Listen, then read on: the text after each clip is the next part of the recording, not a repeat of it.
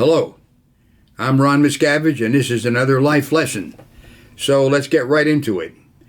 Today what I'm going to talk about is a subject I call use standard handlings, or don't use unusual or untested handlings. And to illustrate this point, I'd like to relay a story to you that happened I guess it was the late 60s. As a matter of fact, it was the late 60s. And this happened in a small town outside of Philadelphia called Levittown. Now, Levitt was the name of a builder that I guess he started in the 40s and maybe 50s. And he would build these huge towns and make very affordable housing for people, nice homes. And as a matter of fact, he would call them Levittowns. There's one in Long Island called Levittown, and there was one right outside of Philadelphia that he built in Lower Bucks County, and he called that Levittown also. And this has to do with my first wife's mother.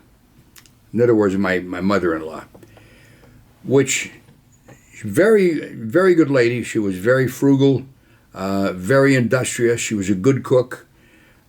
She used to make these Afghans for the kids where you knit this goddamn big blanket, and it would take her literally months to do it and have a great product. And she did stuff like that made her a nice person to be around, and I enjoyed seeing the work that she did. But one of the things she liked to do was to save money.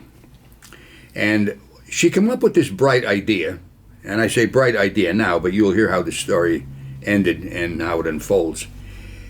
She wanted to save money on dry cleaning because she didn't want to spend, the amount that they were charging for dry cleaning in those days.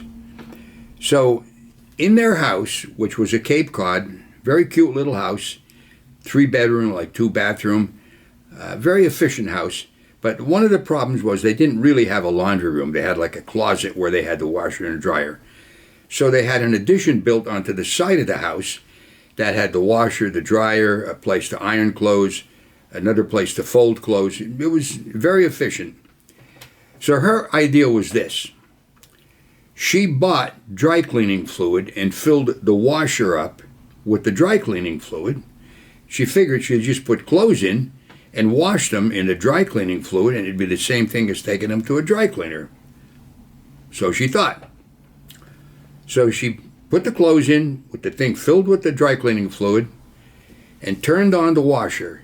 And immediately, that very second, the dry cleaning fluid kind of exploded, caught fire, burned the fucking addition down off the side of the house. What happened was when she turned the dryer on, there was a spark on making the connection to turn it on, caught that fire. It took her eyebrows off. With God willing, she's still alive today. I don't know how the hell she lived through it because it was a terrific flame that burst. And had they not gotten the fire department there in time, it would have burned the whole house down.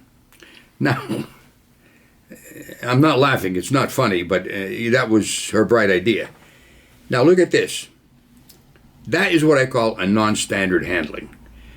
If that would have worked, let's say it actually did work, what would she have saved? Maybe, and with the prices of dry cleaning in those days, which wasn't as expensive as it is today, maybe she would have saved $30 or $35. But the risk is they could have lost their house. Let me give you some other points to illustrate this. And I come up with a couple here. I just have some notes. Here's another non-standard handling, and it happened to me. I had a motorcycle some years ago, and my front tire went flat. It didn't go flat when I was driving, so I took it to a garage, took it in, and about an hour later, the guy called me and says, okay, your bike's fixed. I got it, and about a month later, I'm driving it, and my wife is on the carrier in the back, and I slowed down to make this turn, and the front tire failed, and I went down, smashed my left elbow, had to go to the hospital, get the dirt cleaned out of it, and really, really wrecked my arm for a while. I had to hold it in a sling for a while. I found out the guy actually didn't take the tire off and put a plug in it or put a new tube in. He put that slime in. You know that shit that you get at the auto parts stores? That's supposed to handle it? Well, I'll tell you, if you're driving a car, you're on 4 wheels. If one of them goes, you got a lot of headroom. You're not going to get hurt. On the bike, I went down, and had I been going fast, I might have been killed. an actual unusual or untested handling on a front tire of a motorcycle, you see the consequences of that. Here's another thing. Back in the early 1900s and even up until when I was a kid growing up in the 40s and 50s, they had fuse boxes in houses. Now, if you don't know what a fuse is, it's a little screw-in with a filament in it so that if the electric power is coming through that line is too much, it'll burn that little filament and cut out the juice so you can't have an electrical fire. I'll tell you what some people would do. As a, quote, handling, they would take a fucking penny and put it in where the fuse was. Now you can't, the juice will go through no matter how hot it gets, and some people actually had their houses burned down. So much for unusual handlings. Here's another one. You don't have enough money to pay your bills. What's the unusual handling? Take a gun, hold somebody up? Well, that ain't gonna fucking work. You're gonna end up going to jail. The most common unusual handling is borrowing money.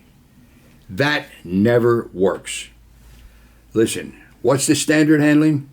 Make more money. But meanwhile, spend less than you make. I know it's going to take some personal discipline, and maybe you got yourself in a hole where you've been living this way, but you can get out of it. You should do it on a gradient basis, a little bit at a time. Say, okay, here's what I'm going to do. Maybe I'll get a part-time job in addition to my regular job to make a little more money to begin with to start handling these bills. And you may have to take a little loan, but get that loan paid off as soon as possible and adopt a new policy that you're never going to spend more than you make. But at the same time, look at the job you're doing. Maybe there's some way that you can improve yourself by studying up a new skill and commanding more money because of what you're producing for the company. But in any case, making more money is the handling to any bills you have. And in order to make more money, the best way to do it is to get more knowledge on what you're doing. If you have a dead-end job, look around for another one where there's room for improvement, where maybe you can improve yourself and continue to make more money as you gain skills on what you're doing on that job. I don't want to seem long-winded on this, but I think I've made the point, and I'm telling you, if you can adopt this, it is a terrific way to live where you're not staring at fucking bills coming through that you can't pay, and you got spare money. You can take some vacations.